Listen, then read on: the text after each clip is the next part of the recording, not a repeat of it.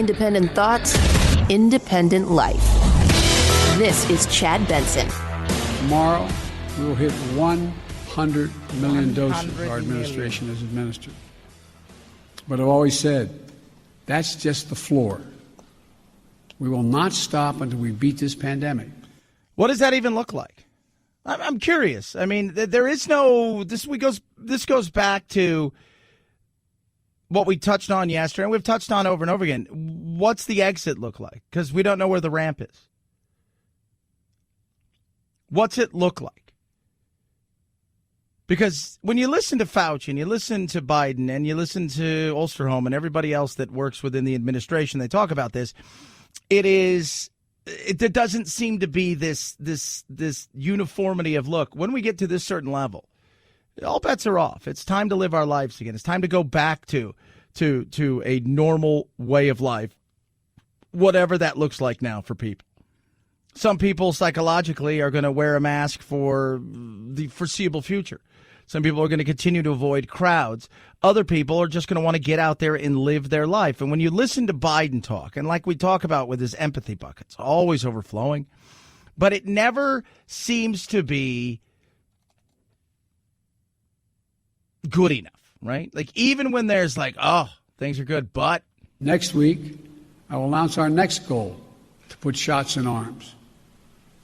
This is a time for optimism, but it's not a time for relaxation. So optimism, but no relaxation. We can be optimistic, but let me tell you, could get a lot worse. Science, everybody else is saying so. Now's not the time to let down our guard. In the last week, we've seen increases in the number of cases in several states. Scientists have made clear that things may get worse as new variants of this virus spread. And you're just like at this point, what are we looking for? That's the other thing. It's like, okay, well, what's the win? Like when I play a game, right? I know what the win is. I know what the lose is, right? If you play a game with us a tie, we know what that is. There's the set point and we get to it and then there's no more. What does that look like? Because originally it was like when you get people vaccinated and then you're going to be able to go out and live your life again and take off your mask. And now it's like, well, hold on a second. Now we got to get everybody vaccinated before you can take off your mask. It's like, oh, there's the goalpost moved again. And then you got the CDC. It's like 6 feet, 12 feet. Now it could be 3 feet. We're not quite sure, but we're going to tell everybody after we look at all this data, again, new data, that it could be 3 feet. It's people are frustrated. You know, last week, it's like, all right, CDC says if you've had a vaccination and somebody else has been vaccinated, that you guys can kind of get in the same room without a mask. Well, first of all, I don't need your permission for that. Secondly, that's the dumbest thing to tell somebody. So I've had a vaccination. They've had a vaccination. We've done everything. Yeah, I'm feeling like I can. Quite frankly, I feel like if I've got vaccinated, I kind of do what I want to do at that point in time. I'm not worried about. If you don't want a vaccination, that's a you thing. And I would never tell you to get one. And I wouldn't wish you to get thing or to have harm come to you, because I know there's a lot of people out there who almost root for people who don't want to get vaccinated to catch this thing and get sick. In saying all of that, it is frustrating, right? The goalposts always seem to be moving. Yesterday, Rand Paul and Fauci got into it on the Hill. And look, for all of Fauci's faults and is good. The one thing is he walks the walk when it comes to, he wears his mask. He does the things he's supposed to do. A lot of other times in politics, it's, you know, it's the hypocrisy. Both sides do it. Do as I say, not as I do. But Rand Paul, who is, you know, kind of very libertarian, much like his dad, not quite like his dad, but a lot like his dad, Ron Paul, you know, stay out of our business, stay out of our lives, stop telling us what to do.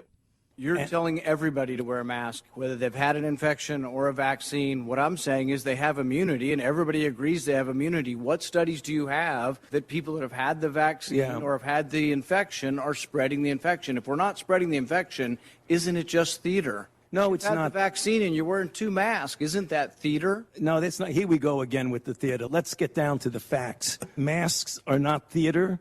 Masks are protective. And we have immunity there, theater. If you already have immunity, you're wearing a mask to give comfort to others. You're not wearing a mask because of any sign. I totally disagree with you. Well, some of that, like, isn't it what it is, right? Like, I've been vaccinated.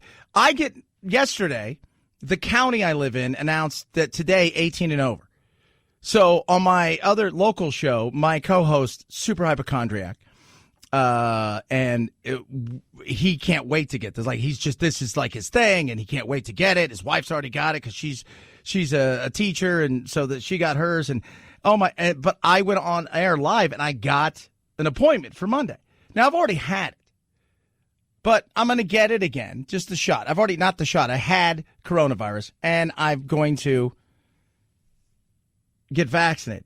At that point, I'm feeling like, you know what? I've got the antibodies.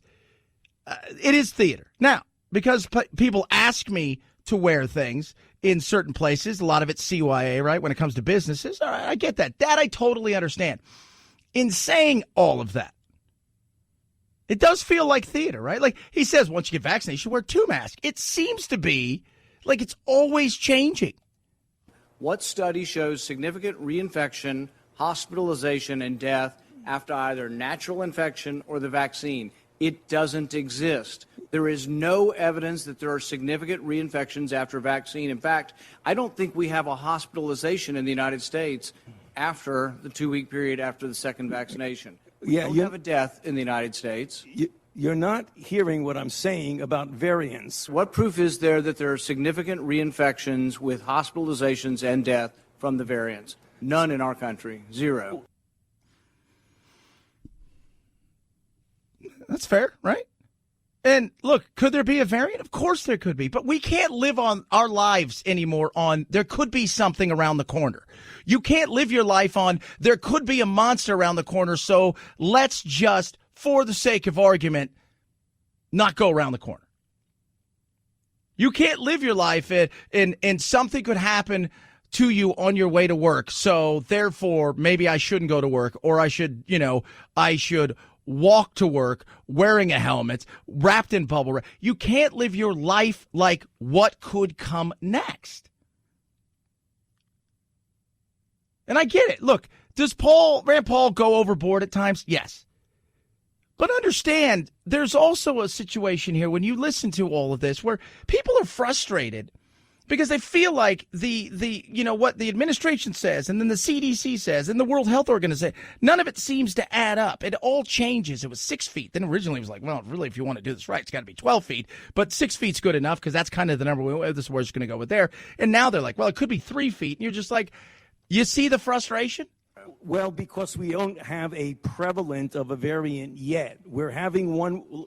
Can I finish? We're having 117 that's becoming more dominant. Policy based on conjecture. No, it isn't based on conjecture. Variants, so you want people to wear a mask for another couple years. No, you've been vaccinated and you parade around in 2 masks for show. No, you can't get it again. There's virtually 0% chance you're going to get it, and yet you're telling people that have had the vaccine, who have immunity. You're defying everything we know about immunity by telling people to wear a mask who've been vaccinated. No. It's kind of true, right? It is. It's kind of true. It sounds really bizarre because, you're like, oh, that sounds... No, but we had people here who got vaccinated, and then they were wearing 2 masks. So before they were vaccinated, they were wearing 1 mask. Then they got vaccinated, they were wearing 2 masks. And I'm thinking to myself, what are you doing? Well, they said we should wear 2 masks. I'm like, are you what? You got vaccinated. You've got 2 shots. And one of them thought about it. It's like, that is kind of weird, right? Like, you're wearing a life preserver and you're on land nowhere near water. At this point in time, I think it's okay to take it off. Now, they ask you to wear it. I totally get that. But he's right about the variants. I can't live my life on the what if something happens. What if something happens? Could you imagine if you're a pilot and your whole thought process is, what if this happens? What if this goes wrong? How can this happen? What if this happens? What about this? What about that? What about... At some point, you're either going to fly the plane or you're not going to fly the plane. And the chances of any of those things happen are minimal because you've double-checked and done everything you're supposed to do. This is the frustration that people have. Day in and day out. Of all the things, and the mask thing, let's be real. Of all the things that have driven people the most crazy, on average, the mask. How many of us, I say it again, I walked in almost to a store the other day, and I'm like, because I didn't have my mask. And you're like, oh, my God. You see the frustration. Lady next to me did the same thing. She walked all the way in. She was in, and she turned around. She comes out. She has her shirt over her face, and she's like, "Oh." I'm thinking, that's the thing. We need a plan that people can easily digest and understand. I think that's all any of us are asking for. What is it? Vaccination's fine. Stop moving the goalposts. Tell us where the on-ramp. We know where the on-ramp was. It was a year ago. Where's the off-ramp? Tell us where it is. If something happens to change, we understand. 323-538-2423 at Chad Benson Show is your Twitter. Tweet at us. I'm excited. Talk a little immigration. I got my vaccination appointment. It was good theater. And my radio partner, Gatos, was just like, oh, my God, you got it. He's super excited. But, like, and when I mean he is a hypochondriac, our other producer, we have a new producer. So this is from my local show. She went back home to Minnesota for the weekend. She went from Friday to Monday. Gatos is making her work in another studio. So once you guys understand, Gatos is making her work in another studio. My other owner is making her work in another studio. Like, that's the kind of, and he's a hypochondriac long before this. And it is, I'm just like, ugh. So, yeah, went on yesterday. It was like, it's so tough. It took me all of 3 minutes to get my appointment. I was like, this is simple. I'm going to go, I'm going to do the shot and get it shot on Monday. And I'm like, oh, my God, I'm getting Moderna. And they told me I only need one shot because I've already had it. I got the Moderna, too. That's the expensive one, right? Nothing but the best. 323-538-2423 at Chad Benson Show, your Twitter. Tweet at us. Raycons. Man, I played some golf yesterday. I went out and I practiced for I practice every day. People say, how much do you actually practice? Some days, 3-4 hours. In between, I've got stuff. I work out. I do a lot of stuff. I've got breaks in between my shows, and my days are long, and I do a lot of reading and studying.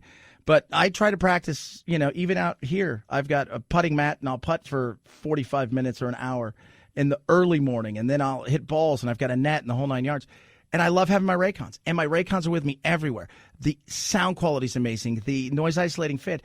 I had to do a ton of Zoom calls over the last couple of weeks, and I've done stuff for colleges. There's my Raycons. And it's funny because I'm doing stuff, and everybody else has their earbuds in, or they've got dangling wires, and they got the stems. Not me. I just look like I'm sitting there listening to everybody and talking.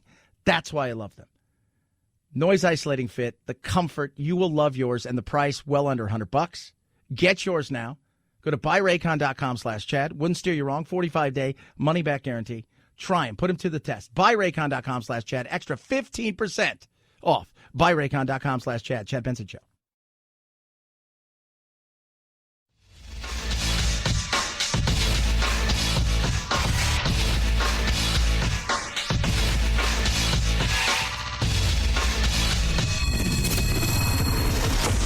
The Chad Benson Show, where we reach across the aisle and occasionally poke someone in the eye. These games are never over. Look, anybody can win these games. They're neutral sites.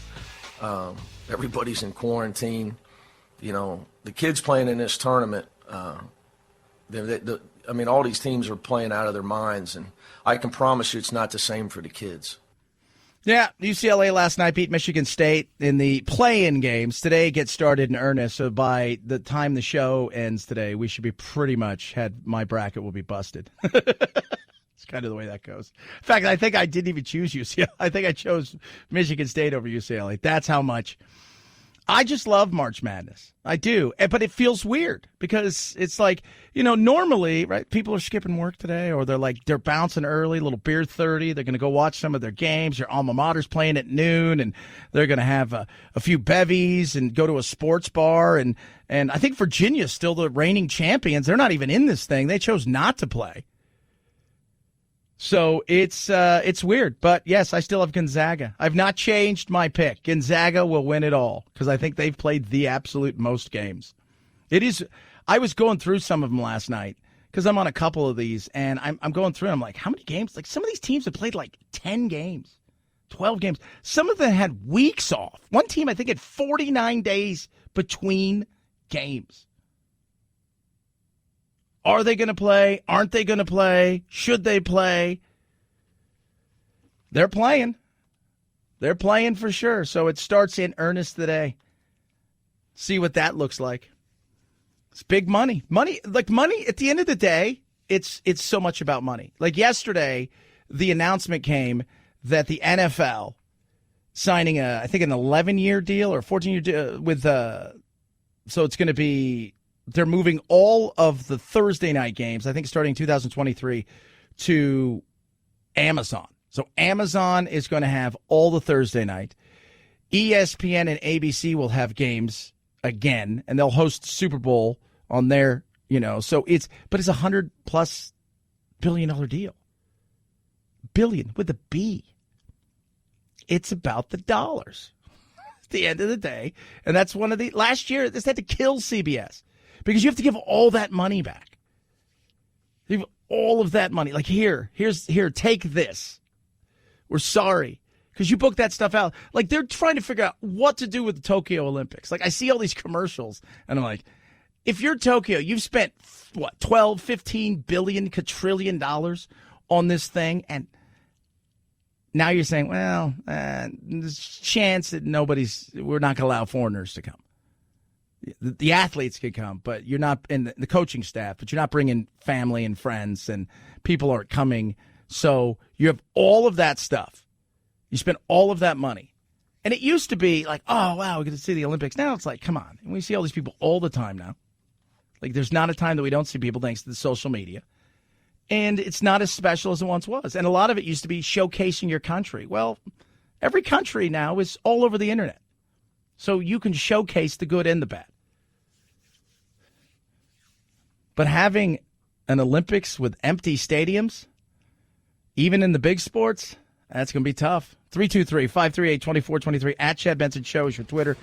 Tweet at us, text the program. Biden pisses off the pooter. Watch what you're drinking, Biden. I'm just saying, I've heard some stuff about that guy. And first world problems. This is a great countdown. Chad Benson Show.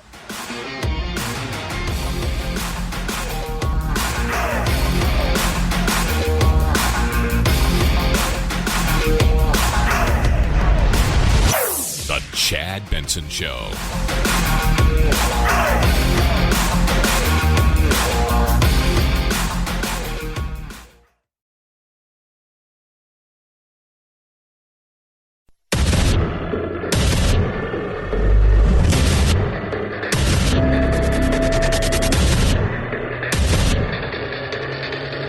Independent thoughts, independent life. This is Chad Benson. Well, turning your child over to a human smuggler that may also physically or sexually assault them and or rob them, or worse, is not a humane thing to do. We've heard a lot during the previous administration about parent-child separation. I agree that we should not do that, but that's exactly what the current system induces parents to do in order to get their child from their home across the border in the United States. John Cornyn right there. Immigration is a debacle. And it's not, it's not immigration. It's politics of immigration that's a debacle. The right wants to shut everything down and, it's all about legal immigration. Well, first of all, let's be honest, okay?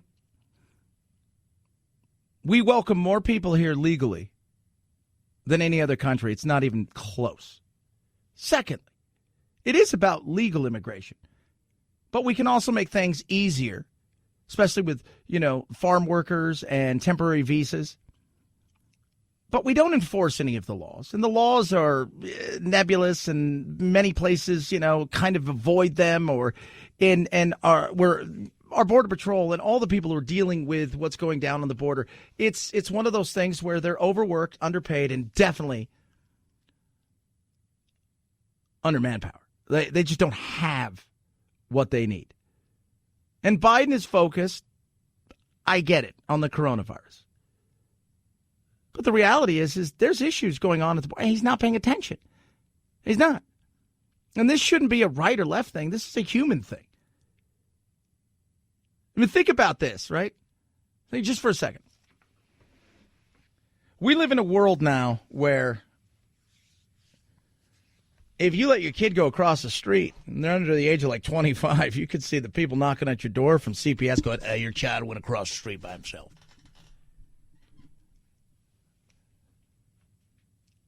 We live in an Instagram. I want everybody to feel better. Look how woke and look how great I am. Look how progressive I am. So I'm going to put something great about, these people crossing the border and all these kind of things. You don't care. You say, you don't care. You don't. You just want to look good because that's what it's about now. It's about looking good for Instagram and Twitter, making everybody feel like you're super cool, super progressive, super woke. But these human beings are looking at their children saying, all right, your best bet is to go with this guy who seems kind of sketchy, but, he's going to help you walk 1,000 miles and travel through all kinds of situations to get to this place in America because you've got a great aunt who you've never met, who, as soon as you get to this place, just tell them this, and then hopefully she'll get you or you'll get to her. And then maybe we'll follow you later if we can. Your precious cargo. Like that's it. And along the way, we have issues. And this needs to be stopped. And Biden could stop it. Biden could say enough is enough. Biden could put his foot down. And they're doing everything but calling it a crisis. Because that's it's like semantic now. We're battling over a name. It's not crisis. It's an issue. No, this is a crisis. This is an absolute crisis. And these people are human beings who are, like I said, trusting their most precious cargo, their children, to people who are like, okay, I know a guy who knows a guy who takes people to America and can help them get across the border. And they save up all this money, and away you go. We won't let our kids cross the street, but those same people are cheering these people on. You got to stop it. There is an issue at the border, a crisis at the border. Call it what you want. Something needs to be done. The administration is in denial. That means they don't have a plan because they're not willing to acknowledge the reality. And I think it's going to get nothing but worse. And they can't build enough facilities to house the sea of humanity that's going to keep coming across our border in far larger numbers. John Cornigan, he's absolutely right. People on the border. Now, we've been to McAllen. Got our station out there, KURV. Shout out to my man, Sergio, and everybody there. And they took us around. And let me tell you something. It is insane. You see this large swath of humanity just wandering across. I've been down to Yuma on numerous occasions, Tucson, to see what's going on. People just come up we're there as, we're there to essentially take a look around. I'm down to Yuma, right? So we're there to take a look around. We're there to view all of what's happening, and we're getting a snapshot of this stuff. And you got people coming up to us, lady. She's got nothing in her hands but a kid, and she's holding another little girl's hand. And she's trying to surrender to us. She tried to surrender to Matt Gaetz, and I'm like, that's the wrong guy to surrender to. Don't do that. No, wrong guy. Anybody else but him. We have an issue. It needs to be fixed. But you have to go, we got a problem first. And how do we deal with it? Biden has the power to do that. But he's going to continue to go, nothing. Don't worry about it. I don't care about whose fault this is. By the way, this wasn't Trump's fault. This isn't Biden's fault. Since 86, this has been one of those things where they have turned the other way when they see what's happening and just let it happen for various reasons. This is a political failure in a system where the people who are controlling it are making dollar bills off of it. It is frustrating. It is. And Biden, he's got a lot to say. This is this is his chance to do something. And passing the DACA kids get a stay, what do you think that does? Right? First and foremost, you deal with the issue before you decide how do we deal with what's going on pre-issue. You want to suture the hole up, but the bullet's still inside. We need to get all that stuff out, right? It's like, let's figure that out later. Let's get this thing sorted out first so it doesn't continue to get worse, because it is. And it's going to continue to get worse. Now's the time. While I was there, they announced they were moving 1,000 to Midland, Texas, 3,000 to the convention center in Dallas. More coming probably to your cities as well. This entire crisis is created simply by Joe Biden's actions and words. No, it's created by politicians who for decades have ignored issues, had ignored what's going on until it suits their needs. Could be coming to your town. Settle down, Kevin McCarthy. Right? You make it seem like that all that's coming across there are people that are here from, to join MS-13. No. We've got a problem. We need to fix it. But unfortunately, the people that are in charge of fixing it think it's working just fine because they're able to raise money off of it. You know how I know? Because I get the emails. 323-538-2423 at Chad Benson Show's your Twitter. Tweet at us, text the program. Happiest countries in the world are? Well, we're number 14. That's pretty good. Ireland's pretty happy. France is 20. China's 19. UK 18. Belgium 17. Czech Republic 16. Canada 15. We're above Canada. We're happier than Canada. Number 1, Finland, Iceland, Denmark.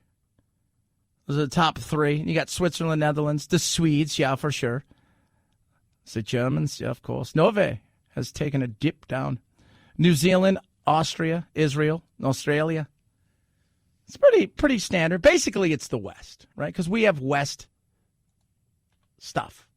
I mean, you look at that. Outside of China, but it's the westernized culture is what that is.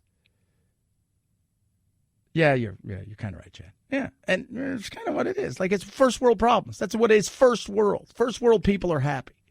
Because first world people don't really have to worry about stuff. First world people don't have to worry about things where you're like, oh, I got to worry about this. And I was worried about. It's so funny. So they released this, but then there's also another study out about like the 40 first world problems that we deal with, especially during the pandemic. So think about this. You and I, we have, like, I the other day I played golf and I was getting a little frustrated. I couldn't hit a putt, and it was frustrating. I played pretty well, but it wasn't great. And I'm thinking to myself, like, what do I care? Like, I'm having fun, hanging out with some buddies. It's sunny out. I'm on a beautiful course. I'm driving around in a golf cart that has GPS, so it can tell me how far my shot is. It's got a speaker, and it has plugs for my phone. There are people around the world, it's like they have a phone for like 8 of them to share. They go down to wash their clothes and their dishes in the same place.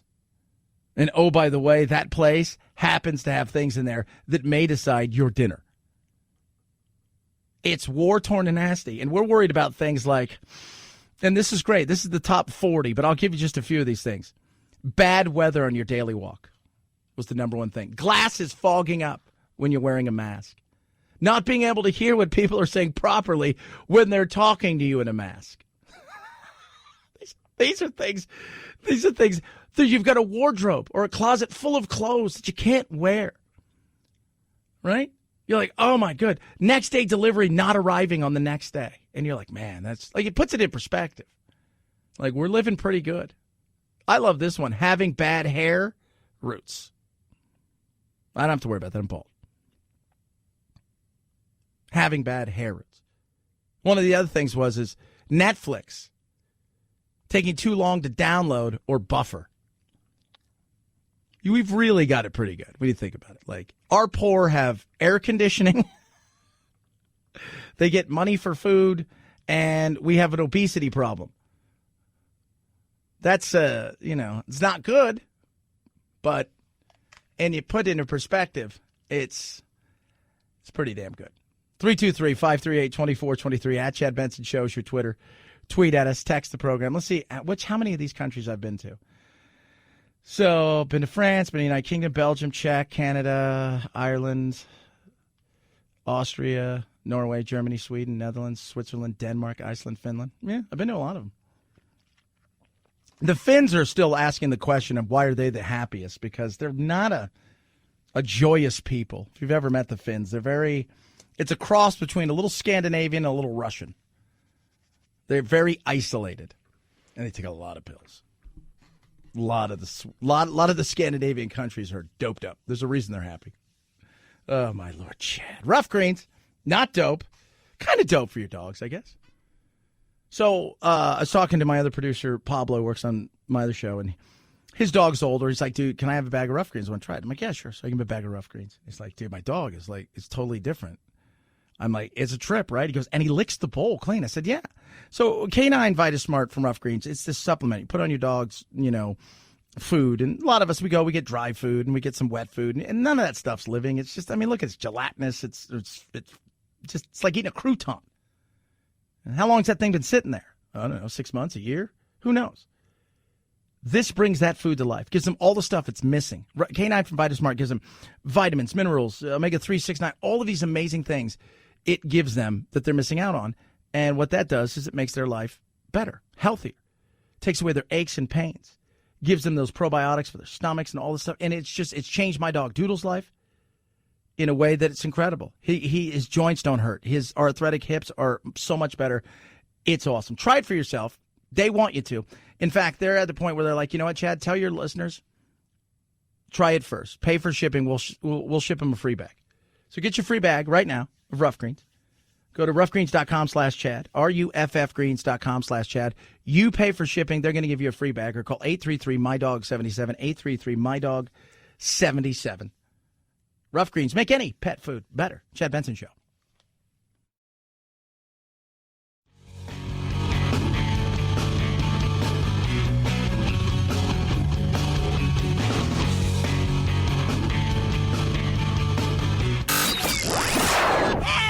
I can't take it anymore! Well, get over it. It's time to forge a new path with your very own political cartographer, Chad. So this is what it feels like to be going back to the movies. I am more than excited. This is such America's pastime, and I just feel like America's coming back and feeling some sort of normalization, but obviously trying to stay safe and healthy at the same time. I've been actually all quarantine. It's been hard. Drive-in movie theaters. We just got the vaccine, and we can't believe that we're getting to go back to the movies. Definitely had to order an extra large popcorn just for me. Super excited. I love movies, and I love the movie theater experience, so I can't wait to get some popcorn and snacks to sit down and recline back. So this weekend, nothing huge is coming out. You still got Raya and the Last Dragon, Chaos Walking, that are still out there in small release. It's because not a lot, but AMC's opening up everything pretty much today. Just in time for 2 weeks from today, because 2 weeks from today, I think it'll be official.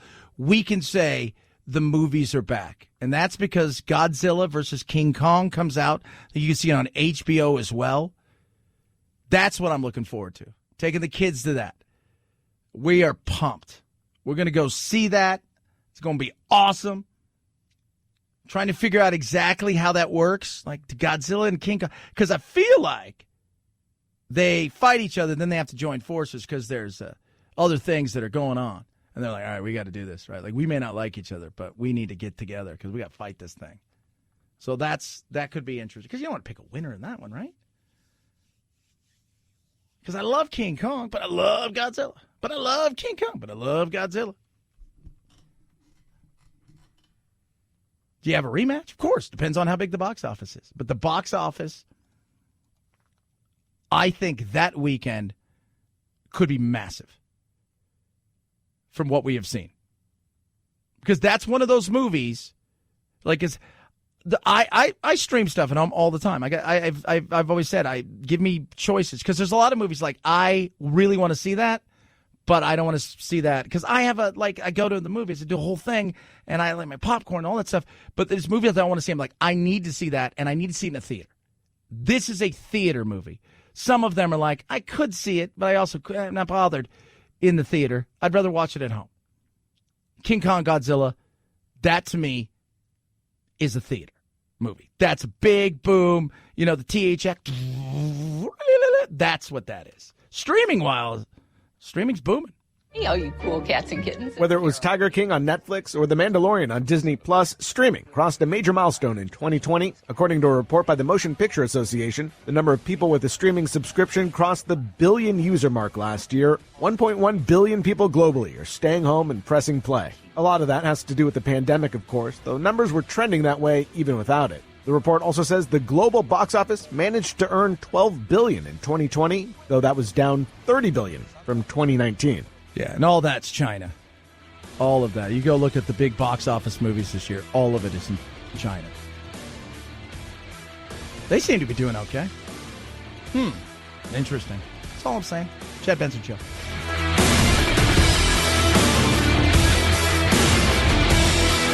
This is the Chad Benson Show.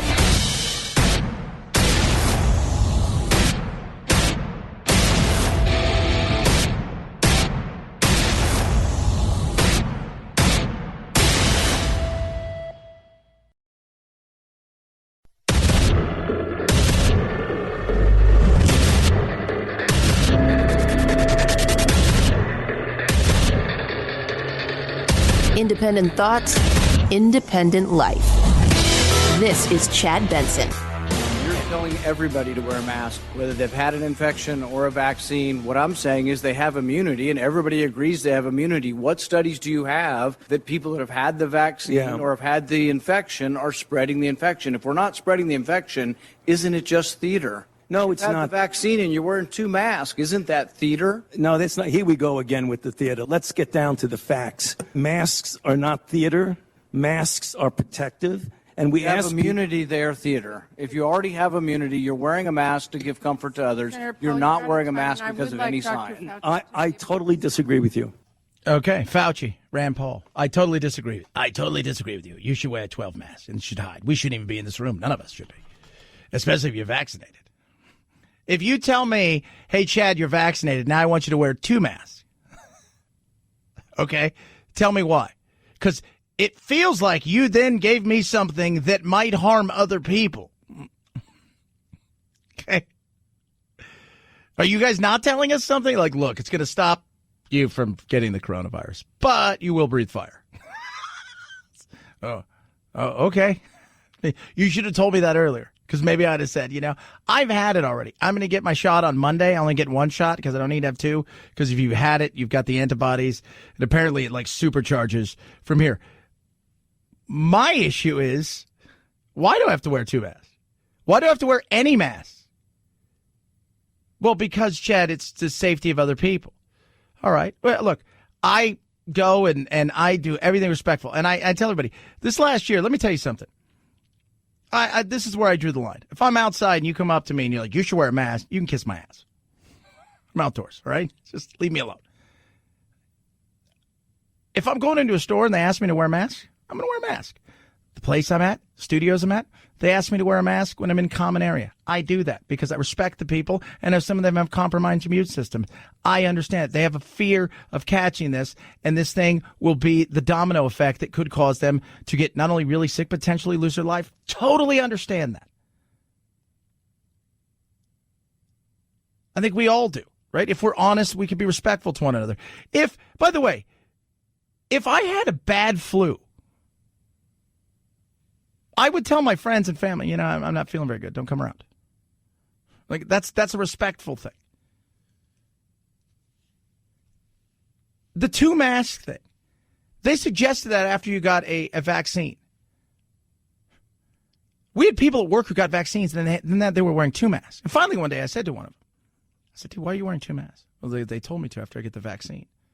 Why? Well, because they told me to. Again, they told you to jump off a bridge, would you? I said, does that make any sense? You've been vaccinated from this. And now they're telling you to wear 2 masks. I said, you are wearing a life preserver in the middle of a desert with no water around. What do you think is going to happen to you? You're going to fall off a boat? It's like, yeah, that doesn't make any sense. No, it didn't. It doesn't. It's all about the variants. And that's the other thing, right? And Fauci and Paul got into it. And look, sometimes I don't like the way that Rand Paul does stuff, but I got to be honest, there's lots of times I don't like what Fauci says because what he says is he gives you no real answers and everything's about the possibility. Well, life is about the possibility, the good and bad. Have you noticed that there never seems to be the possibility of good? It's always the possibility that 5,000 things that can go wrong. People are frustrated about a lot of things, and a lot of it is the messaging that comes out of government, whether it's immigration or coronavirus or so much. The messaging seems to change. The field that we're playing on seems like 1 minute we're playing football, the next minute we're playing hockey. 1 minute we know exactly where the end zone is. The next minute the end zone has been told that it has to, by several other people that we have to move it over here, but we're not going to tell you where it's at. People are frustrated by the lack of true messaging about when we can say to ourselves, this is what we're looking at here. What study shows significant reinfection, hospitalization, and death after either natural infection or the vaccine? It doesn't exist. There is no evidence that there are significant reinfections after vaccine. In fact, I don't think we have a hospitalization in the United States after the 2-week period after the second vaccination. We don't have a death in the United States. You're not hearing what I'm saying about variants. What proof is there that there are significant reinfections with hospitalizations and death from the variants? None in our country. Zero. Yeah, that's true. Well, but there could be. I get there could be. Could be a lot of things, but I can't live on it could be. You can understand. Look, I've done everything I possibly can. And then some. I still got it. I can't worry about the monster around the corner all the time because eventually you're going to just freeze. And that's what it's all about. This could happen. A lot of things could happen. People are going to get on an airplane today. The airplane could crash. But the calculated risk is probably not going to happen. Well, because we don't have a prevalent of a variant yet. We're having one. Can I finish? We're having 117 that's becoming more dominant. Policy based on conjecture. No, it isn't based on conjecture. Variants, so you want people to wear a mask for another couple years. No, you've been vaccinated and you parade around in 2 masks for show. No, you can't get it again. There's virtually 0% chance you're going to get it, and yet you're telling people that have had the vaccine who have immunity. You're defying everything we know about immunity by telling people to wear a mask who've been vaccinated. No. Kind of true. And by the way, if you don't know what conjecture is, essentially this is my opinion based on no real data or some incomplete information that something bad could happen. So based on that, the something could happen scenario, you should just do this. I don't think we want to live our lives that way, do we? Does anybody want to live our lives on the, this could happen scenario? No. Nor should we. Because if that's what we're going to do, we're looking at a forever scenario where you can come up with a new monster, a new variant, a new this, that, and the other. What ends up happening? The pushback comes. It has taken a long time for some people to push back, but you've got it now. Even regular old Democrats, even some liberals, and yes, a lot of Republicans, and everybody across the board, just the average person is like, I've had enough, and so much of it is because of poor messaging. Not understanding. Is this open? Isn't it open? Do I wear a mask here? Do I not wear a mask there? They said I should wear a mask, but then they said I should wear 2. And these people say, even though we've both been vaccinated, that maybe we shouldn't get together, or we should, but we should still wear masks and be 3 feet apart, 6 feet apart. I'm confused.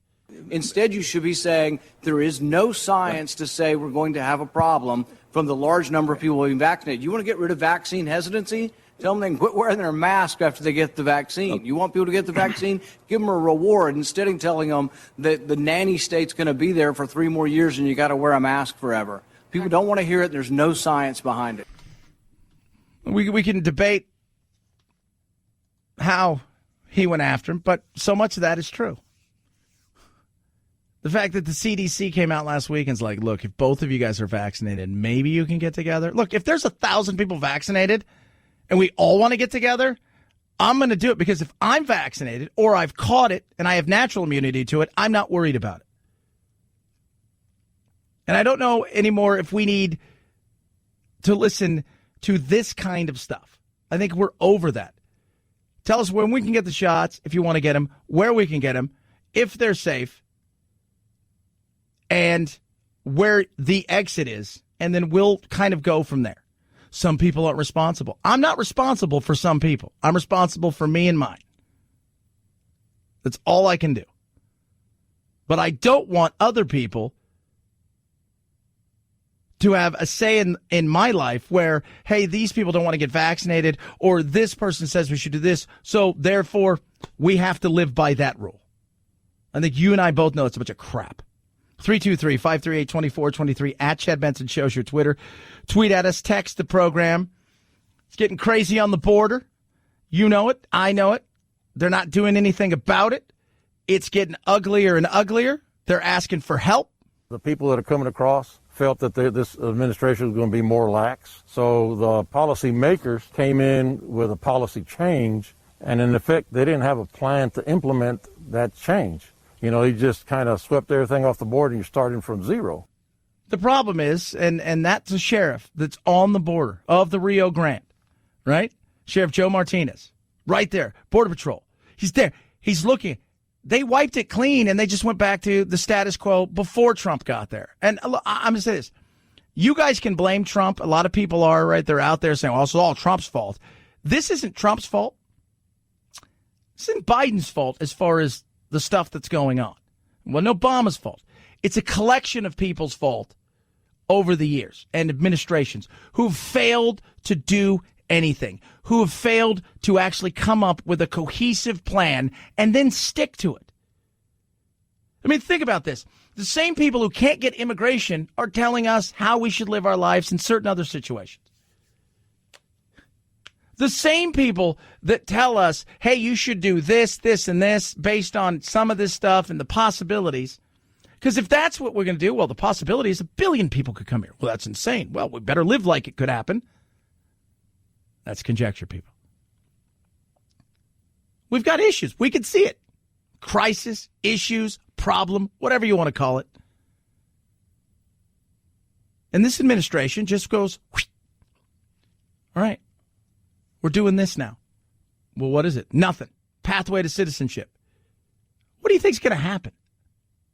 Yesterday, they passed that, bill in the House, and they'll go to the Senate now of the opportunity, the pathway to citizenship for DACA. I've always thought that people that were brought here, especially at a very young age, should absolutely. They have only known this country as their home. This is their home. I've got zero problems with that. And if you have a problem with that, that's a you thing. At the same time, we cannot continue to allow this to happen. And if you don't think that people aren't hearing that and thinking to themselves, oh, man, now's our time to get there, you're fooling yourself. They're putting their children in the hands of really bad people that they don't know in a lot of cases to take a treacherous, perilous journey through very bad places with very bad people. That's some desperation. And they feel they can now because this president isn't going, you know what, you guys don't come here because you're not going to get in. We need to find a fix, and we're going to do that. We're going to work on it. But this isn't it. Instead, it's like, nothing to see here. 323-538-2423 at Chad Benson Show's your Twitter. Tweet at us, text the program. Do love hearing from every single one of you. Raycon's best earbuds around. I wear mine all the time. I got a bunch of work to do later. I got Zoom calls, those kind of things that you do. I just love just knowing that I put my Raycons in, and I could BS you guys. Oh, these are great. Look, I have pretty much everything you could think of. It's either sent to me or we've had them over time. And you know what? The best way I've tested the Raycons for me, because to me the fit was the most important thing. So I give them to my kids, right? Like if my little brother and my son and everybody, if they like them and love them, then it's a win. Because why wouldn't they? Like, why, they're going to tell you the truth. My son steals them every time he comes. He's got his own pair, but, he's a kid. He loses them. Oh, Daddy, can I borrow yours? I know borrow means I'm taking them. The noise isolating fit, the sound quality, but the fit is the thing that will change everything. No stems, no wires, none of that stuff. 6 hours of talk time and a price that matches the greatness. Well under $100. Try your Raycons now. BuyRaycon.com/Chad. BuyRaycon.com/Chad. Save you an extra 15% and a 45-day money-back guarantee. BuyRaycon.com/Chad. Chad Benson Show.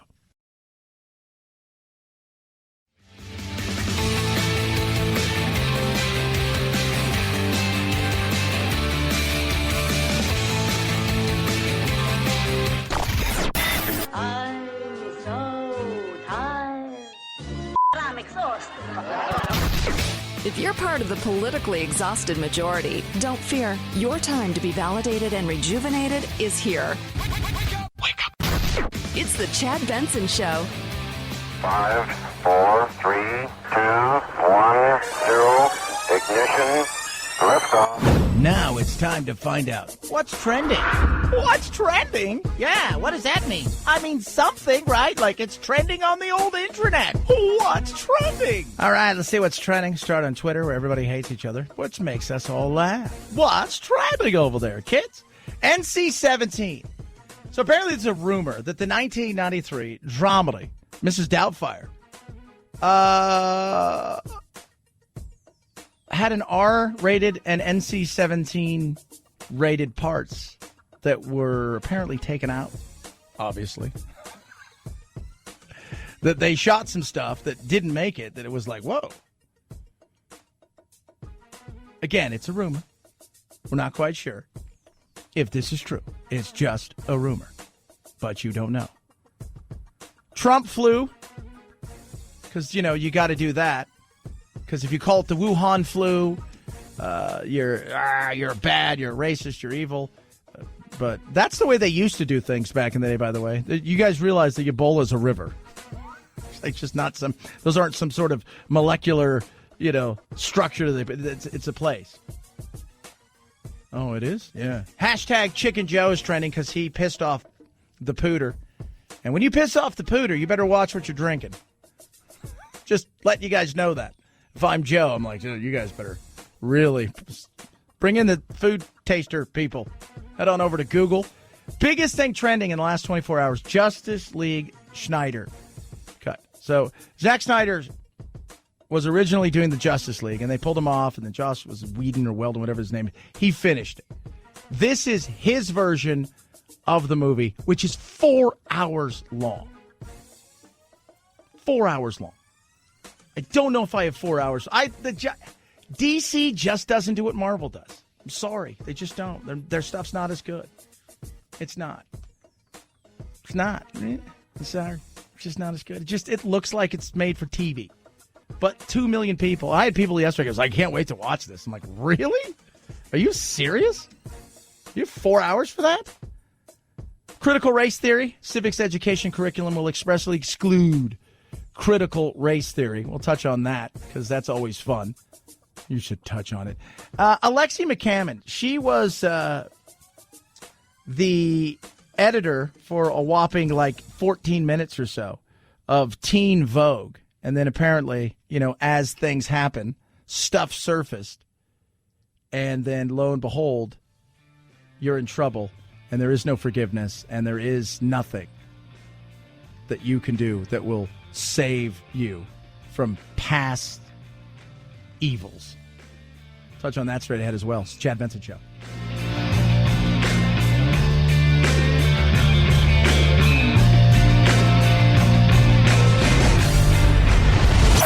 The Chad Benson Show.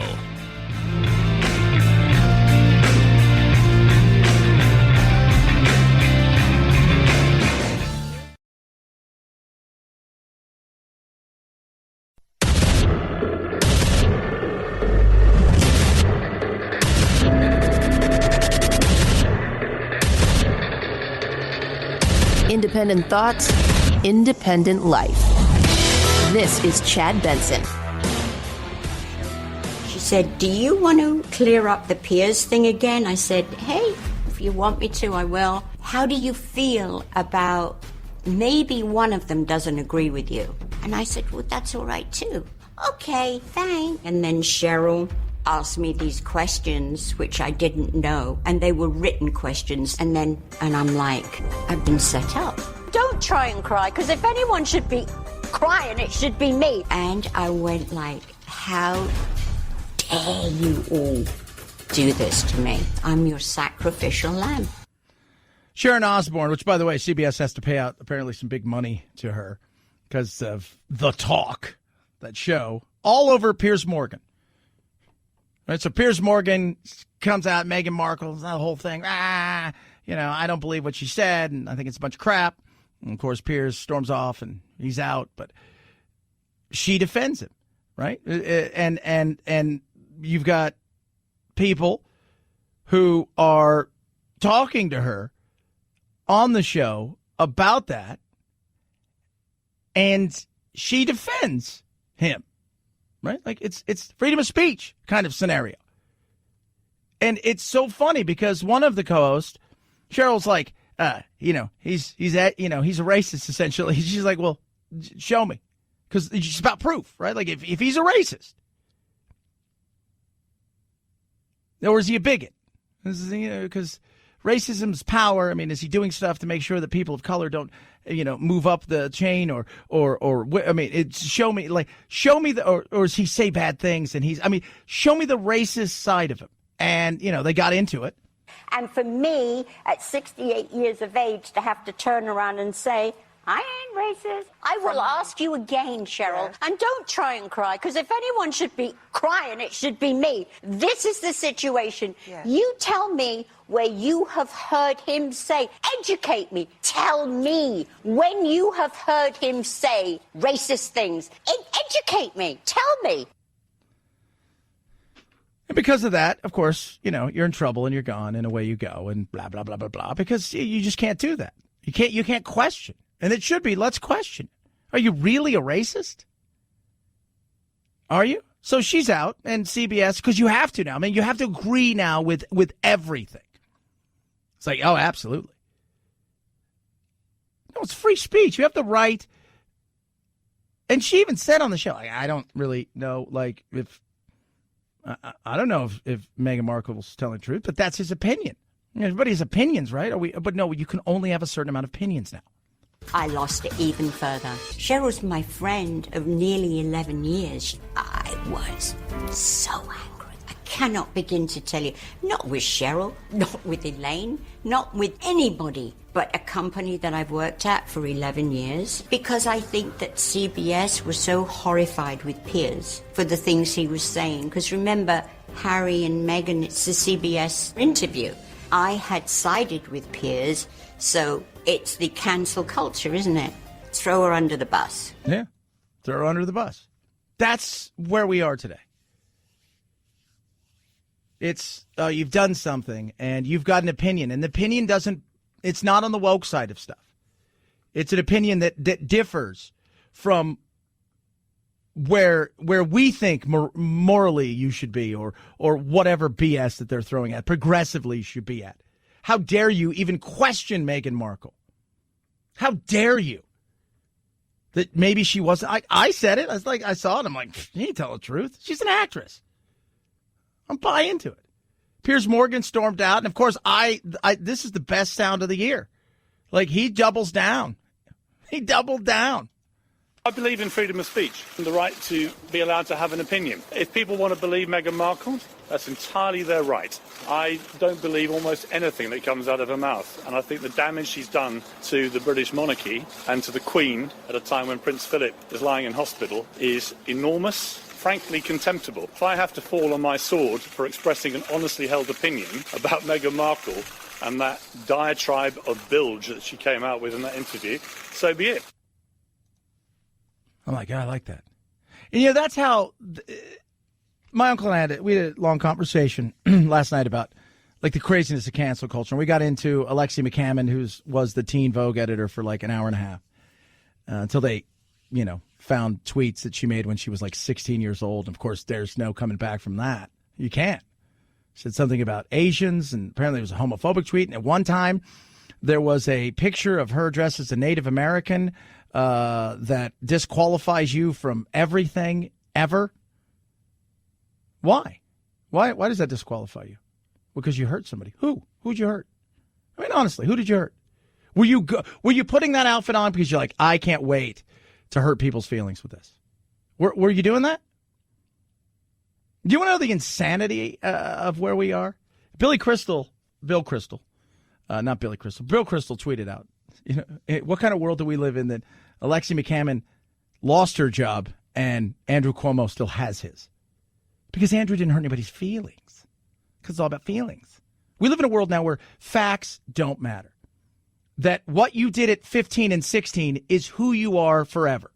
That a joke that you said. And who are these SOBs that hold on to stuff? And she let them know, look, I tweeted stuff years ago. And producer Phil goes, whose job is it? Because that's what people do now. It's a punishment culture. It's a look what you have and I don't have culture. So I'm going to bring you back down culture. So much of what it is about punishment. Hey, you're making your first major league start? Good. 12 years ago, when you were 16 years old, you said something in a crazy battle of Call of Duty. The minute you get to the mound, I'm going to retweet it so we can get you fired. Well, why would you do that? Is that who he is? I mean, if that's who he is, then a lot of people will talk about who he is. He should be coming out of the woodwork. She let them know, this lady, this young 27-year-old woman, let them know. By the way, she's a person of color, and she's a woman. So there must have been just all kinds of mixed feelings on whether or not they should. And then staff goes, never in my life, and I've worked with some awful human beings, have I said, well, I feel like this is an unsafe place to work. I never broke down and cried. Never in my life. Couldn't even imagine that. Couldn't even imagine. That's what this is about. Like the left is like, it does exist. It does. And you have a small group of loud people on the internet that some people, for whatever reason, allow them to do and say anything to get into people's life and to ruin people's life and to just absolutely thrash them. Some 23-year-old, never done anything, never will do anything, privileged SOB who's got a blue check mark, who can go around screaming and yelling at people that they don't feel that things are right with them and that they just feel like this is bad and this person needs to go. Again, tell me on the doll where this tweet from 12 years ago hurt you when you were 7 or 11. Can people not change? Right? Can you not? Are we going to hold people? Hey, it's funny. We want to retro try people, not as children, but as woke adults in a world where we continually move the goalpost. We move the goalpost all the time to fit into a narrative that makes people feel like they've done something good. Oh, I've done something good. I've got somebody fired from their job. I made a complaint. I was reading some of this stuff. Look, she was young. She did stupid things. She's 16.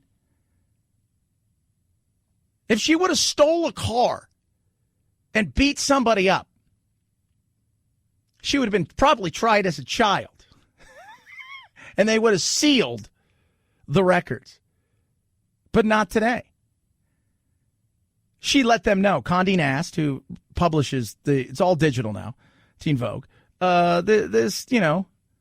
These decades old. Think about that. It's a decade-old tweet. And that's what your life is now. Your life is this. You are officially this. And she's like, I made mistakes. I've learned from them. We're moving on. You know how you stop this? It's simple. No. Fire that person. No. Get rid of that person. Nope. No, not going to do it. There's no reason to. Did you know her? Yeah, well, we knew her. So do you really think she's those things? No. Well, there's pressure from the staff. Tell the staff to kick rocks. You don't like working here? Trust me. There's 1,000 other people that give their right arm and leg, someone give them their nuts, to come on in here and work. So if you don't want to work here, kick rocks. We don't do that anymore. Now they cow. Oh, I'm going to cower. Oh, goodness. Well, some people are going to pull some ad revenue. That's fine. They'll come back. It'll blow over. But when you give in, now what do you think's going to happen? You can come back over and over again. Sometimes in life you deal with a bully by going, all right, well, we're going to do this, so let's do it right here. Let's do it right now. Because the bully wants easy. A bully they want to be able to throw a punch or the thought of throwing a punch to get you to do something. But every once in a while, that bully hits somebody and that person just looks at him and smiles. You ever seen that in a boxing match? You always hear, like, when did you know the fight was over? He's like, when I hit him with the best shot I've ever thrown in my life, and he just looked at me and smiled, I knew that I was in trouble. It's the same thing. You tell him no. These kind of insane things that happen are happening all the time. And these are just regular people. It's a 27-year-old woman who is trying to work her way up in life, and she's done now for a while over what? Like what? Now it's like, oh, we can't hire this lady. Why? Well, because somebody could complain. People complain about everything. That's why they have Yelp. Yelp is Latin for bitching and moaning.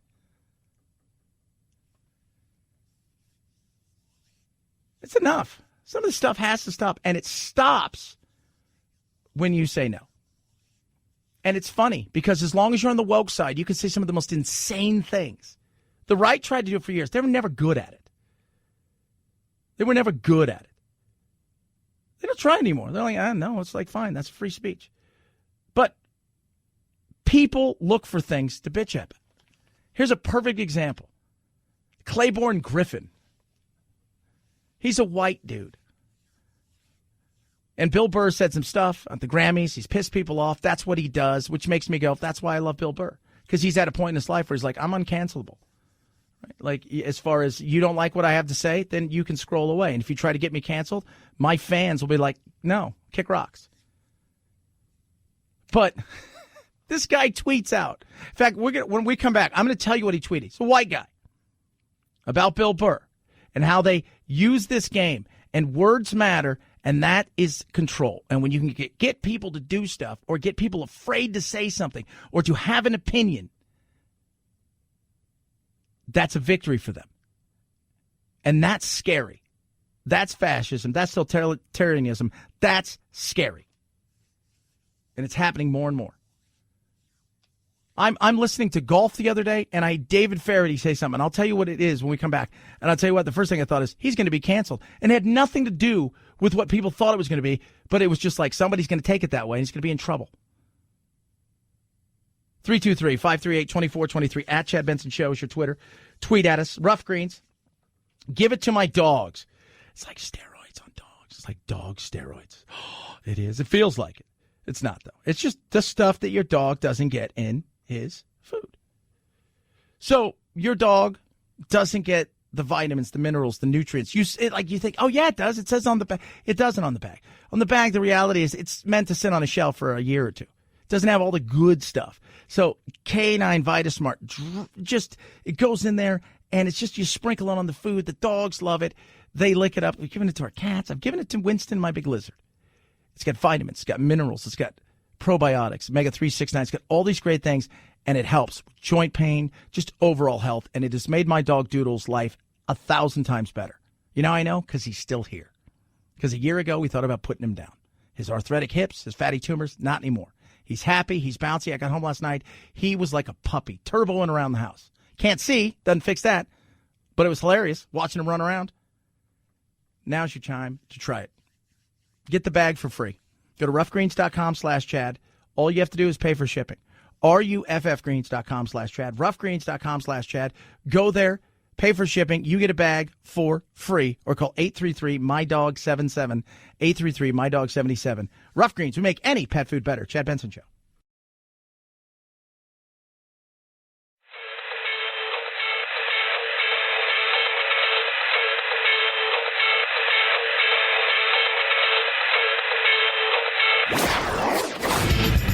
let the Washington Beltway strangle you. This is where the exhausted majority comes to refuel, realign, and reevaluate.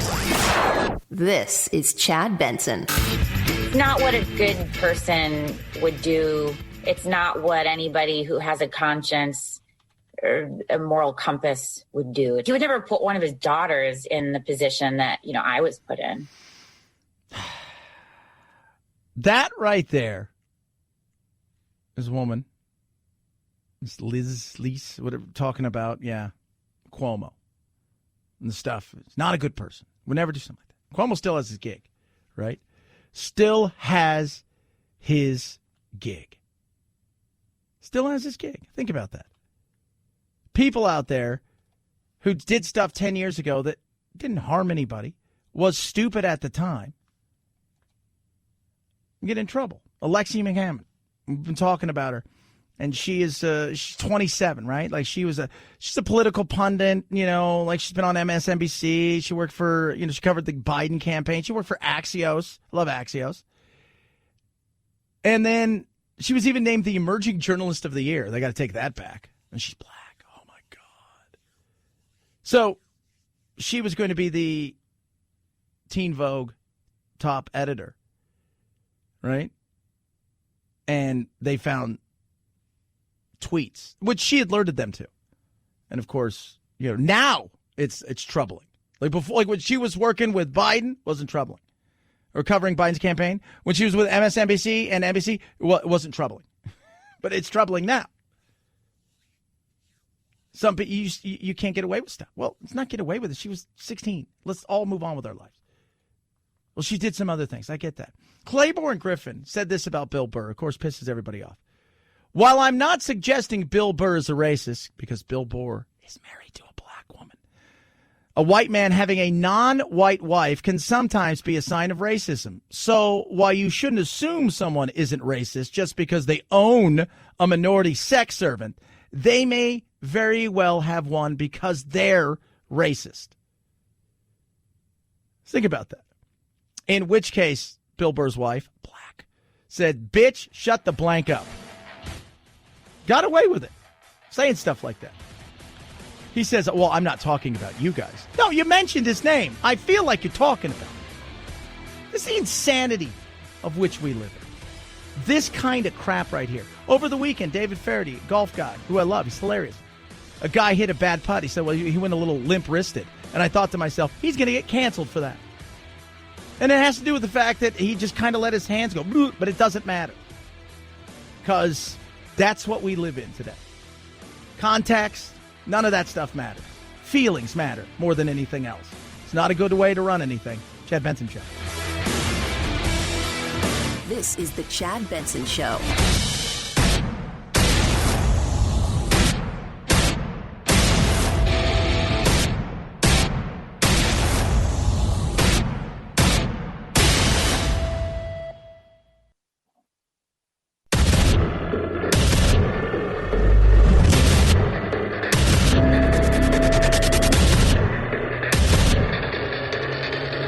Independent thoughts, independent life. This is Chad Benson. This legislation is protecting dreamers and TPS and DED recipients, honors the truth that immigrants are the constant reinvigoration of our country. When they come here with their hopes and dreams and aspirations, these parents bringing their children, their hopes and dreams and aspirations for a better future for their children. That courage, that determination, those aspirations are American traits, and they all make America more American with all of that. Indeed, they are true and legitimate heirs, these dreamers are, of our founders. E pluribus unum, from many one. We talk about that all the time. She's just the worst. Nancy Pelosi. You wish somebody would get up there and just be honest. You get that every once in a while. Talking about the Dreamers yesterday, they passed the Dreamer Act, Part 28,000, comes up with, whatever Dreamer thing this is. I have said, DACA, I got zero problems with. Immigration, I got a lot of problems with. Because we don't take care of immigration. We allow it to fester. we allow it to continue to go the way it's gone for 3.5 decades, knowing that there needs to be a fix, but nobody really wants to address it. And now you're not going to get people to address it, because if you address it, you're either going to be seen as a racist, right? Like, that's what you are. If you try to say, maybe we should, like we can deal with some of this stuff, and we need to be more welcoming. We can have empathy, and we get it. Like 99%, 95%, whatever it is, people that are coming here, they're coming here with good intentions. But we can't, if you gave the world the opportunity to come here overnight, this place, we could be the biggest country in the world in a heartbeat. But we have rules. We need to follow those rules, and we need to set these rules up to the point where, we can be more welcoming, but we also can be more firm on who gets to come here, make the path easier, but we have the say-so. Mixed messaging. And the message is, we're making a ton of money off this. Let's not stop it. Right? Like, we don't want to stop this. The money's big. I'm going to shoot out an email later to 25,000 people. I'm going to raise a little cash. Get a ton of that. I get a ton of emails all the time. Companies, I'm representing so-and-so, blah, blah, blah, blah. Do you want this in your town? You're just like rolling your eyes because they want money from you. It's a moneymaker. It's also a way to demonize the other side.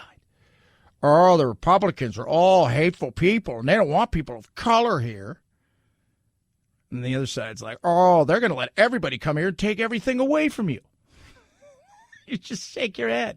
I'm like, does anybody buy this? Just wish somebody would stand up there and go, hey, look, we could be more empathetic. You guys good with that? Like, right? Like, I think we can all agree that we want to have some empathy, but can we not be a-holes?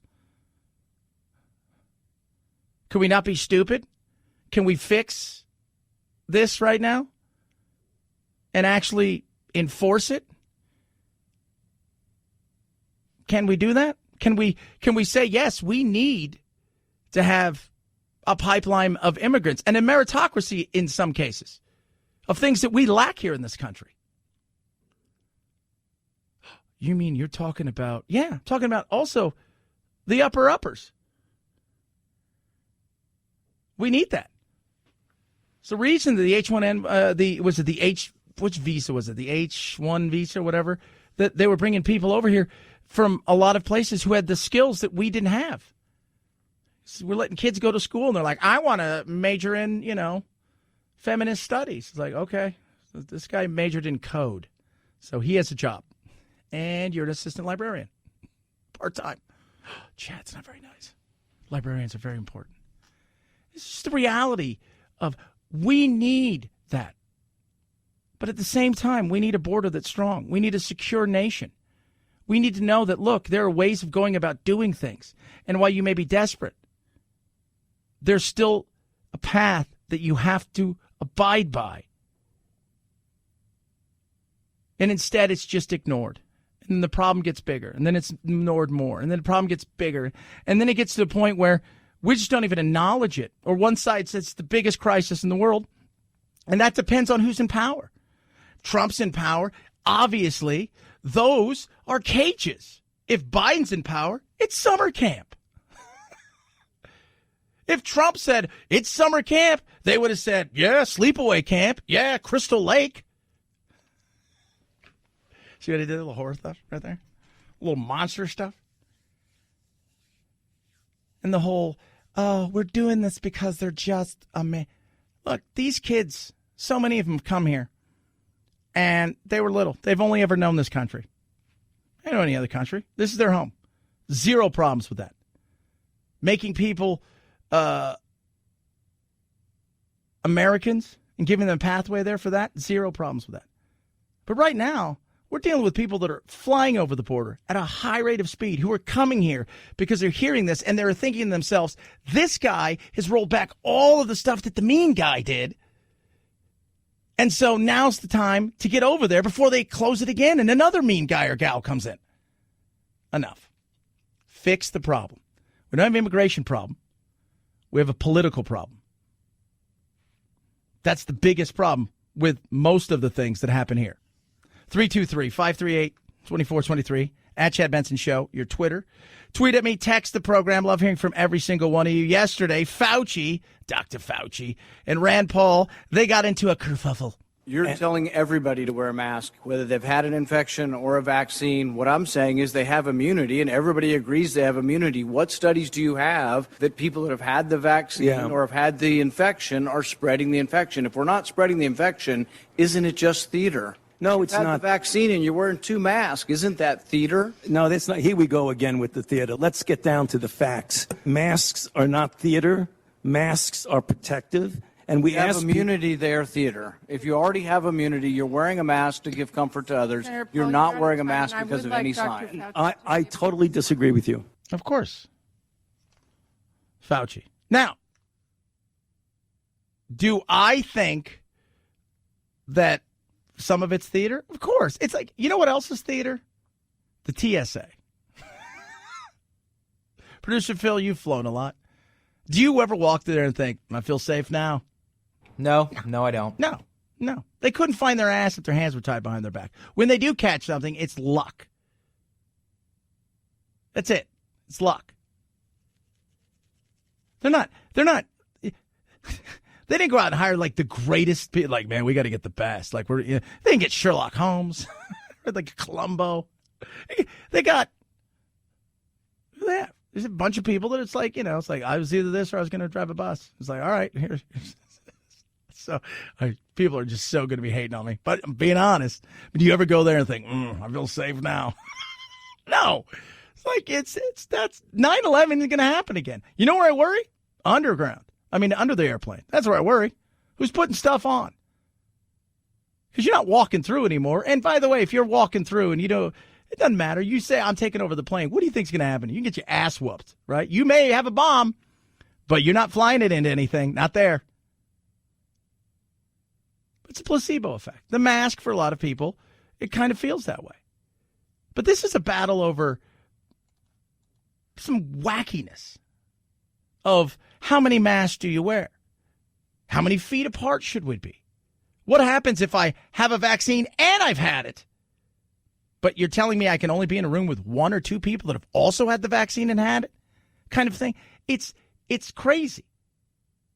And it's frustrating. And once again, the CDC is flipped because apparently now they're saying it's okay if kids are 3 feet apart. I'm like, that's okay now? Like how it was 12 and it was 6 and it was back to 12. Now it's 6. Now it's 3. What study shows significant reinfection, hospitalization, and death after either natural infection or the vaccine? It doesn't exist. There is no evidence that there are significant reinfections after vaccine. In fact, I don't think we have a hospitalization in the United States after the 2-week period after the second vaccination. We don't have a death in the United States. You're not hearing what I'm saying about variants. What proof is there that there are significant reinfections with hospitalizations and death from the variants? None in our country. 0. Okay, so again, you cannot like Rand Paul. I mean, his neighbor didn't like him, for God's sakes. I get that. But, okay, we're asking for proof, right? And then he says that word variants. And this is where it becomes, we hear about all the time, the British variant, the Brazilian variant, the South African variant. We're hearing about variants all the time. But those are variants. Like that isn't a sure thing. We're hearing about some, but it could be, but it could doesn't count. Well, because we don't have a prevalent of a variant yet. We're having one. Can I finish? We're having 117 that's becoming more dominant. Policy based on conjecture. No, it isn't based on conjecture. Variants, so you want people to wear a mask for another couple years. No, you've been vaccinated and you parade around in 2 masks for show. No. You can't get it again. There's virtually 0% chance you're going to get it, and yet you're telling people that have had the vaccine, who have immunity. You're defying everything we know about immunity by telling people to wear a mask who've been vaccinated. No. Conjecture. It's an opinion based on no data or some data. But that can be anything, by the way, right? Like, because you don't know what's around the corner tomorrow. Could be the evil monster. Could be. It's possible. Possible that the Zimbabwe variant or the New Zealand variant or the Australian variant or could be the most deadly thing in the history of the world. It's possible. But I can't live my life on it could be. Not like that. And the 2-mask thing is nuts. We had people around here who got vaccinated, 2 of them. The minute they got vaccinated, they started wearing 2 masks. I'm like, why? It's like they told me to. I'm like, then they got their second shot, still wearing 2 masks. I'm like, dude, why are you wearing 2 masks? Well, because they told me to. I'm like, okay, so you're wearing 2 masks because they told you to after you've been vaccinated. Think about that. You're in a desert. So you're in a desert. It's hot. You're on sand. There's no water for hundreds and thousands of miles. And you have a life preserver on. Why? One of the guys looks at me and goes, that's a good question. That's the frustration people have.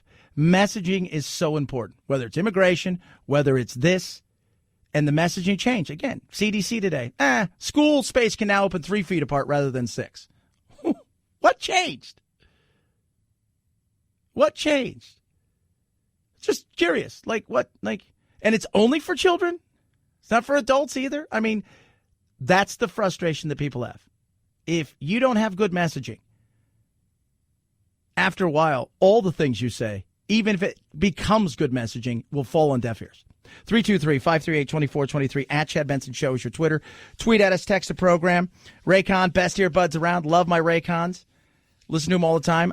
We've got like all kinds of intern meetings and stuff. So a bunch of people here, they've got their Raycons because they're going to be doing the Zoom calls because that's what we do now with interns. It's like we're doing the interviews and stuff. I tell everybody, you get the Raycons, you try them. There's a 45-day money-back guarantee. There's no stems. There's no wires. There is just the best feel, fit, and sound earbuds around. That's what Raycons are all about. My kid loves them, which says a lot because he's all about the super swag and cool. They're the coolest. And he steals them all the time when he comes to visit me because he's also going to lose it because he loses everything because he's a kid. Get your Raycons, 45-day money-back guarantee. Try them for yourself. They start well under $100, and I'm going to save you 15%. BuyRaycon.com/Chad. BuyRaycon.com/Chad. BuyRaycon.com/Chad. Chad Benson Show.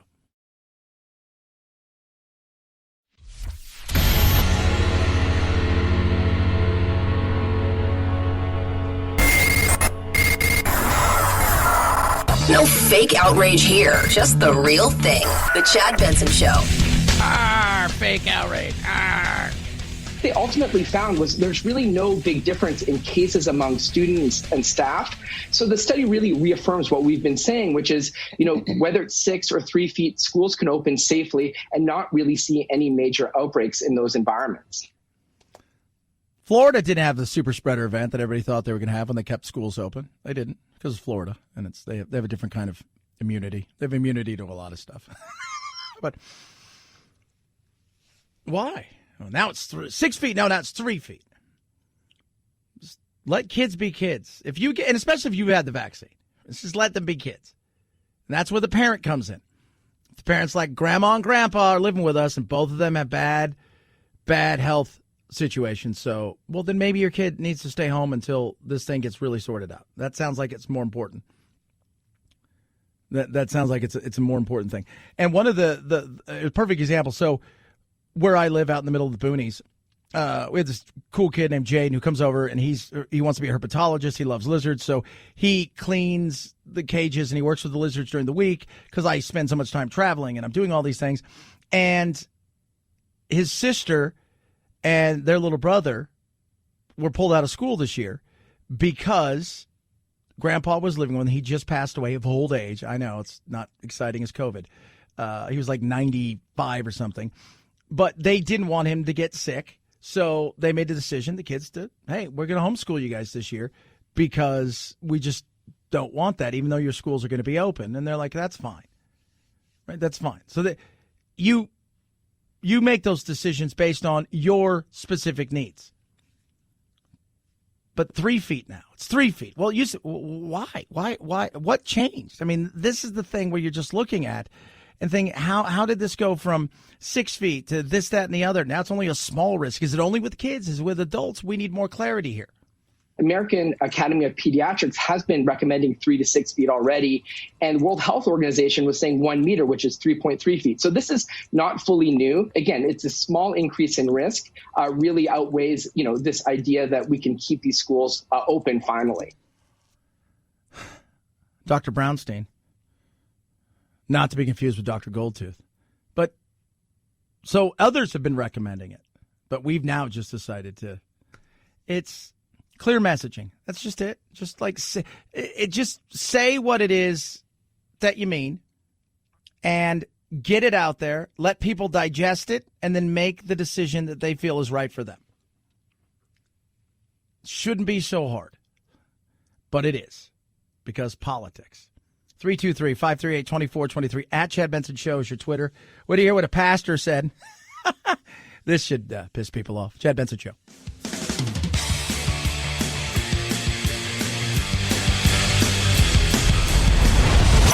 The Chad Benson Show.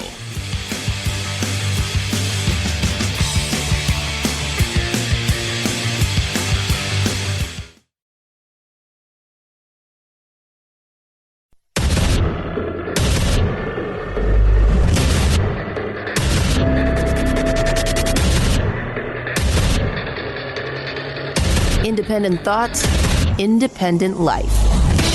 This is Chad Benson. I lost it even further. Cheryl's my friend of nearly 11 years. I was so angry. I cannot begin to tell you. Not with Cheryl, not with Elaine, not with anybody, but a company that I've worked at for 11 years. Because I think that CBS was so horrified with Piers for the things he was saying. Because remember, Harry and Meghan, it's a CBS interview. I had sided with Piers, so it's the cancel culture, isn't it? Throw her under the bus. Yeah, Sharon was, and the Cheryl Underwood thing, they got into it about, the Duchess of, whatever she is this week, Meghan Markle, the Duchess of being a meanie. And that was last week, and of course, within moments, it's like, how dare you question somebody? And Cheryl Underwood happens to be black, and it's so, like, bizarre the way this world goes. And we've been talking about like this cancel culture. People like it does exist. The people who tell you who it doesn't exist and it's not real are people who are trying to get you to change who you are. Afraid to have an opinion. Producer Anthony's like, isn't cancel culture kind of one? Like, how many of us censor ourselves now? Well, because you were going to say something racist. No. You may have something that's very real. Like Sharon Osbourne didn't say anything that was awful. She stood up. She goes, he's a friend of mine. And she goes, well, I think he's racist, said Cheryl. And she's like, show me where. Show me the racist things that he's done. Show me. Proof. Proof matters. We live in a country where, guess what? There's a reason we have due process and we have the things that we do. It's about proof because lords and kings and queens used to say, I don't need proof. You stole something from me. Behead you. Facts no longer matter. We're run more and more by feelings. More and more, we're run by feelings. And that is not a good place to be. You got a lady, young lady, 27, going to be the editor of Vogue. You're gone because you tweeted something when you were 16, and you did some other tweets, and then you wore an outfit that was culturally appropriating something, and 4 or 5 years ago or 6 years ago, and you should have known better, and you're just like, there is no forgiveness, and there should be, but there isn't. And because you get people crying and whining, oh my God, you hear what somebody said? Was it Jordan Peterson, the Penguin Publishing, and I think it's in Canada? People were writing who work there to the head of the CEO and everything. I can't work here because you guys are going to publish this book, and it makes me uncomfortable. And so what? And kick rocks again. There's other places. Have fun. Have fun in the coronavirus era trying to find a gig. Good luck to you. I feel unsafe. I have never in my life thought to myself, somebody's got an opinion different than mine. I feel unsafe in here. Like, never. No, like, used to joke. It's like, dude, I've identified the shooter. We've identified him. I worked with a guy once. I'll tell you a story. I like stories. His name was Randy. I used the last name, mostly because I forgot. Good guy. A little crazy.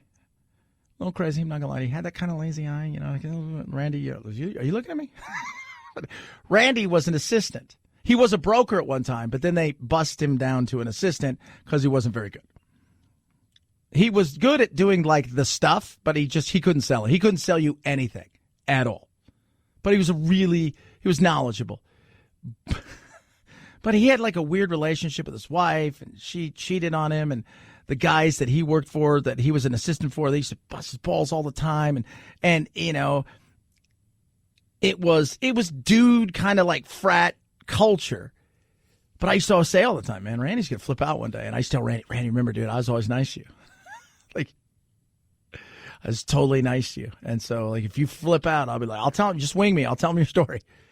That's not very nice to say. No, but my point is like, I didn't freak out.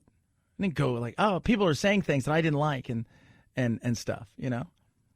It's just, you dealt with it. It's like, hey, dude, you guys, come on, leave Randy alone. We're going to get on with our lives. Now it's like, oh, Joe Rogan, he's interviewing somebody who has written a book based on data and facts, Abigail Shrier, about transgender, and he has talked to people who are now not happy that they're trans and that so I feel threatened. Again, where on the doll did his podcast hurt you? It's crazy. You know, Anthony, and we were all talking earlier. It's like, I don't know how many tweets I have. I'm sure there's something out there that somebody doesn't like, or that was funny 12 years ago, 8 years ago, 10 years ago, that somebody can now fit into a box because all of a sudden they don't like you. And there are people scouring all over to find something that you did, or somebody that thinks they did something so they can come after you. That's a world I don't want to live in. I don't want to live in a world where you self-censor. I don't want to live in a world where, hey, there's a picture of you 15 years ago that now is evil and bad. So for that, you have to go. And you're like, oh, I was in a play. No, sorry, it doesn't work that way. It's like, we get to decide what you were doing and how you were doing it and who you offended. Scary thing. And if you don't think that it's a big deal, no, this goes on all the time. In offices, this goes on all the time across the country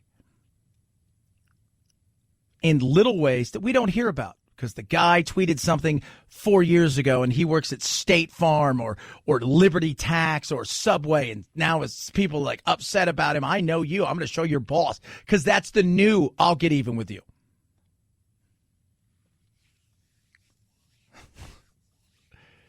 And you got to have the guts to stand up. Like somebody said, well, what if Anthony said something years ago? I'm like, and I know Anthony, and I love him, and he's my boy, and he's my ride or die, and I know him better than you do, person who doesn't get to decide, who doesn't know anything. Hey, I don't watch your show. I don't listen to your show. I don't know you. I don't know anything about you. But other people on the internet seem to be really mad with you, so I, too, shall be mad at you based on nothing other than it makes everybody else think that I'm a good person. Bunch of clowns. Bunch of clowns. Was it a Twilight Zone? The little boy had powers, little telekinesis, I think it was. And everybody, all the adults, were terrified of him. And whatever he asked for, it was like his birthday every day, he got. And they kept giving him more and more and doing everything for him because they were terrified that he could do something to them, which he could. And it's sad. I'm like, that's where we are now. It's like, oh, there could be 8 people on the internet who will not read my book or will not watch my show, will not listen to me, or will not even back up any of their claims with facts, who may get mad at me. So based on that, I should probably not do anything. That's not good. 323-538-2423 at Chad Benson Show is your Twitter. Imagine this. I go to church. We do it online right now because of the COVID thing. And I go to like a satellite. So our church is really big, but it's in the valley, and they've got like 5 satellite campuses, and we got a really small one. So, but I don't know what I would do here. I don't know how many people would be like thrilled if your pastor stood up and said this. I want you to know a need that a man has that he won't ever tell you about, but since I'm the preacher man, I'll say it. Your man needs an attractive wife. Your man needs an attractive wife. A hockey player said, he said, I married a trophy wife, but now she looks like the Stanley Cup. You see what I'm talking about? That's what I'm talking about. And ladies, here's the thing you need to know about men. Don't give him a reason to be looking around. Hello? Don't do that. That is Pastor Alan Clark. Of course. Like, nobody's like, you know what? I can't wait for you to weigh 400 pounds. No, nobody wants that. No, of course. Everybody wants a trophy wife. Just like every woman, I would assume, wants a good-looking dude. Don't you? Or are you just like, no, I'd like ugly, mean, angry, stupid. No, you want people to put together. Is that, like, wrong? Like, we shouldn't say that. Why should we say it? Because it goes back to the truth. I don't know if your pastor should be doing that.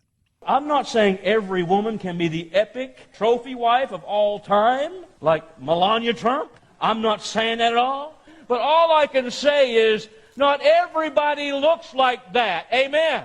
But you don't need to look like a butch either. Hey, here's something you need to know. You need to know this. Men have a need for their women to look like women. Oh, Pastor. Pastor. Is he done? He ain't done. He's just getting started. Hey, sweatpants don't cut it all the time, huh? Wearing flip-flops and pajamas to Walmart, that ain't gonna work. Ain't nothing attractive about that. Men want their wives to look good at home and in public. Can I get an amen? He's like, yeah, amen, yeah, yeah, amen. Like, are you going to hit me if I say yeah? No. I want you to be, nobody says, I can't wait till my wife gets ugly. Can you do that? Chat, what's your wife? I want her to be 400 pounds. No, I want her to look good. She should want to look good. That's true. I don't know if this is the place or the setting, and I feel like you're trying to give men a pass. It's like, look, my wife got 500 pounds, so I looked elsewhere. Well, at that point, you just divorce her. I always love that. Have you ever seen those like TikTok revenge videos? This is what he's missing out on now. And then they go through the weight loss thing, or this is what she's missing out on, and that's why he left me or she. And I'm like, well, wait, you're getting revenge on him by getting super healthy, skinny, and sexy? It's not nice, right? Like, why didn't you do it before? Well, I didn't like him enough then. I like, now I could be better. Don't let yourself go. How can I do that? Oh, I'm so glad you asked that question. I'm so glad you asked that question because you're in my office, you and your husband, and we're talking about your marriage, and you've asked me this question about what can I do about that. All right, if you were sitting in my office, here's the first thing I'd say to you, and boy, I hate to say that. This is why I don't do marital counseling anymore, and that is weight control. He said you go 3 bills. It goes for the man, too, by the way. If you're a fatty and your girl can get others, you should be traded in. I have no problem with that.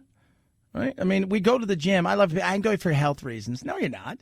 You're wearing those pants and all that stuff, and you post all that stuff on Instagram because this makes me look healthy. You're going because you want to look good. We are made this way. We can't help ourselves. We are like that. That's how God made us. Do you think Eve wasn't attracted in the garden? He made men to be attracted to beautiful women. Men are going to look. He made us to look. You want them to be looking at you. Like, you can't deny that's true, but you just, is that the place or the setting? But of course it's not just women or men. It's a reason that, people look at a Ferrari and go, oh, wow, look at that. Or that house is beautiful. It's like, no, just give us the plain old fat house. It's boring. No. I don't know if your pastor should be doing that. Can I get an amen? There's like, maybe? I think I'm going to get hit if I say amen. These poor women are sitting in the audience, all 8 of them, because it sounds like it's a church. It's probably not rocking. I just don't know if that's your place right there. The weight loss pastor. Oh, my Lord. Car Shield. He's not going to get canceled. Yes. Old pastor there. Car Shield's amazing. 24/7 roadside assistance. Rent a car for free while your car's in the shop. 24/7. Car breaks down. Call them up. Hey, my car broke down. They're like, all right. And then they say, what shop do you want to go to? Well, maybe you're in a different town. I don't know. You look around. Take it to the dealership. Maybe you're at home and you're like, you know what? I take it to this. This is who I trust. Boom. They get it taken there. And they get them paid directly. You pay a small deductible. So you call them up and you tell them exactly what you're looking for. And I tell everybody this because some people get mad. It's like, oh, it didn't work. And I'm like, well, what happened? Well, I said, were you specific with them? No. Why weren't you? If you have a need, which is I worry about the electronics in my car, they've got a plan that's right for you. If you worry about your transmission, but you don't cover it, you can't get mad. That's what it's covered repairs. What is it that you specifically want to have covered? That's why you call Car Shield. Be specific in what it is you're looking for. Over 1 million drivers have been helped. America's #1 auto protection company. Call them today. Cover yourself, cover your car, cover your wallet. 800-665-2157. 800-665-2157. Use code Benson. Save you 10% right off the bat. Or go to carshield.com, carshield.com. Code Benson saves you 10%. A deductible may apply. Can I get an amen? Chad Benson Show.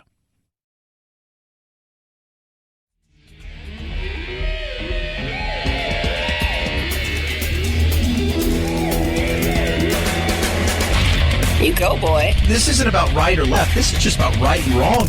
Right you are, Chad. The Chad Benson Show. So this is what it feels like to be going back to the movies. I am more than excited. This is such America's pastime, and I just feel like America's coming back and feeling some sort of normalization, but obviously trying to stay safe and healthy at the same time. I've been actually all quarantine. It's been hard. Drive-in movie theaters. We just got the vaccine, and we can't believe that we're getting to go back to the movies. Definitely had to order an extra large popcorn just for me. Super excited. I love movies, and I love the movie theater experience, so I can't wait to get some popcorn and snacks to sit down and recline back. Yeah, movies. AMC is opening up big time. I think most of the theaters are going to be open up, and we're a couple weeks away from anything big. So I think it's the 31st. It opens, the movie that I think will start to rev up the box office a little bit as we head towards April, May, getting to the warmer parts. Normally you'd have the blockbuster movies, and that's King Kong versus Godzilla. So this should be a first test. And by then, it was 2 weeks. More and more people are getting vaccinated. More and more people have been exposed to the virus, and if you're asymptomatic or have had it and survived, and that's part of the herd immunity. You're not going to vaccinate your way there. Part of this is surviving it, getting through it. I've had it. Still going to get vaccinated, mostly because my other on-air partner, I love messing with him. He really wants the vaccination. He would do anything to get it. For my other show, he would do anything. But it's going to be, I think there's a good chance that when we're going to see a normal summer and time again sooner rather than later, unless there is that scary variant that could show up, which is always a possibility. But I can't live my life on always something bad can happen. I tend to live my life, there's always something really good that can happen too. And we're just going to have to roll with it. So it'll be very interesting to see what that looks like, because the box office made about $12 billion last year, which is under where obviously it should be by about $30 billion, and most of that came out of China. But this will be the first test, because that movie's going to open really wide open, Kong versus Godzilla. And that's one of those things where you're like, I need to see that in the theaters. 323-538-2423 at Chad Benson Show is your Twitter. Have a blessed, wonderful weekend. These 2-day work weeks are pretty damn cool. We'll do it again on Monday. Night, Jack.